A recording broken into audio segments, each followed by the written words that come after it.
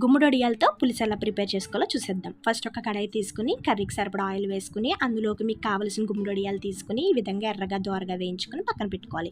వడియాలు త్వరగా మాడతాయి, సిమ్లో పెట్టి వేయించుకోండి. ఇప్పుడు అందులోకే మీకు కావాల్సిన ఎగ్స్ తీసుకుని ఈ విధంగా పసుపు వేసుకుని వేయించుకోండి, దీనివల్ల అంటుకోకుండా ఉంటాయి. ఇప్పుడు ఈ ఎగ్స్ కూడా తీసుకుని పక్కన పెట్టేసుకున్నాక ఇప్పుడు ఇందులోకి పోపు దినుసులండి, ఆవాలు, జీలకర్ర, ఎండుమిర్చి, మెంతులు, కరివేపాకు వేసుకుని వేయించుకోవాలి. ఇప్పుడు అందులోకి ఒక ఉల్లిపాయ, 2 పచ్చిమిరపకాయలు సన్నంగా తరుక్కుని వేయించుకోండి.